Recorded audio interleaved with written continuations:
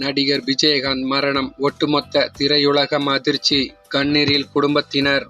தீவிர சிகிச்சை, திடீர் டிஸ்சார்ஜ், மீண்டும் உடல்நிலை மோசம். விஜயகாந்தின் கடைசி சில நாட்கள். தேமுதிக நிறுவனர் விஜயகாந்த் கடைசி சில நாட்களை பேச முடியாமல் பெரிய உடல் அசைவுகள் இன்றியே கழித்து உள்ளார். தேமுதிக நிறுவனர் விஜயகாந்த் இன்று காலமானார். அவரின் மரணத்தை உறுதி செய்து மியாட் மருத்துவமனை அறிக்கை வெளியிட்டுள்ளது. கொரோனா தொற்றினால் பாதிக்கப்பட்டிருந்த சிகிச்சை பலனின்றி விஜயகாந்த் மரணம் அடைந்ததாக மியாட் மருத்துவமனை தெரிவித்துள்ளது. அவரின் உடல்நிலை பாதிக்கப்பட்டு விட்டது, மோசமாகி கொண்டு, அதனால் ரசிகர்கள் தொண்டர்கள் அங்கே குவிந்து வருகிறார்கள் என்று செய்திகள் வந்தன. தேமுதிக விஜயகாந்த் சிகிச்சை பெற்று வரும் மியாட் மருத்துவமனைக்கு போலீஸ் பாதுகாப்பு போடப்பட்டது. விஜயகாந்த் சிகிச்சை பெற்று வரும் மியாட் மருத்துவமனைக்கு சுமார் 10 போலீசார் பேரிகார்டுகளுடன் பாதுகாப்பாக நிறுத்தப்பட்டனர்.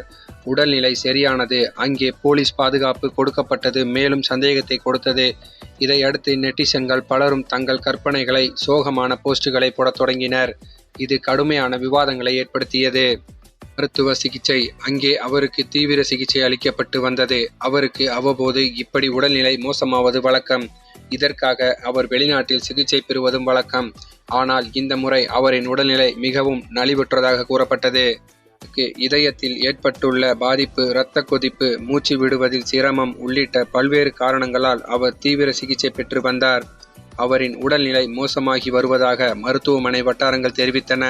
முக்கியமாக நுரையீரல் பாதிப்பு இருப்பதாக கூறப்பட்டது.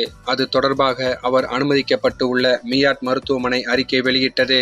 அதில் மியாட் மருத்துவமனையில் விஜயகாந்த் அவர்களின் உடல் நலத்தில் நல்ல முன்னேற்றம் காணப்பட்டது. கடந்த 24 மணி நேரத்தில் அவரது உடல்நிலை சீரான நிலையில் இல்லாததால் அவருக்கு நுரையீரல் சிகிச்சைக்கான உதவி தேவைப்படுகிறது. அவர் விரைவில் பூரண உடல் நலம் பெறுவார் என்று நம்புகிறோம். அவருக்கு இன்னும் 14 நாட்கள் மருத்துவமனையில் தொடர் சிகிச்சை தேவைப்படுகிறது என்று கூறப்பட்டது.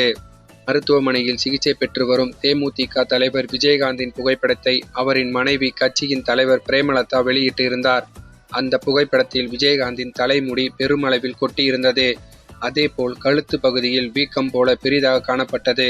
பொதுவாக ஹெவி டோஸ் மருந்துகளை சாப்பிடும்போது இது போன்ற பக்க விளைவுகள் ஏற்படும்.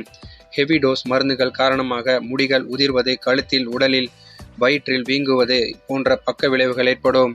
அதன் பின் நேற்று விஜயகாந்த் உடல்நிலை மீண்டும் மோசமானது. முக்கியமாக அவருக்கு கொரோனாவும் ஏற்பட்டு சுவாச தொற்று ஏற்பட்டது. முக்கியமாக அவர் கடைசியாக கலந்து கொண்ட கட்சி நிகழ்வில் கூட பேச முடியாமல் ஒரே ஒரு முறை கையை மட்டும் தூக்கி ரசிகர்களிடம் கையசைத்தார். இந்த நிலையில்தான் விஜயகாந்த் மரணம் குறித்த எந்த ஒரு அதிகாரப்பூர்வ தகவலும் வெளிவரவில்லை. இருந்தாலும் இது குறித்த காவல்துறை ரகசியமாக விசாரணை நடத்தி வருவதாக ஒரு தகவலும் சொல்லப்பட்டு வருகிறது. சரி, இந்த செய்தி பற்றிய உங்கள் கருத்துக்களை மறக்காம கமெண்ட்ல சொல்லுங்க. மேலும் இந்த வீடியோ உங்களுக்கு பிடிச்சிருந்தா லைக் பண்ணுங்க, ஷேர் பண்ணுங்க, மறக்காம நம்ம சேனலை சப்ஸ்கிரைப் பண்ணிக்கோங்க. தேங்க்ஸ் ஃபார் வாட்சிங்.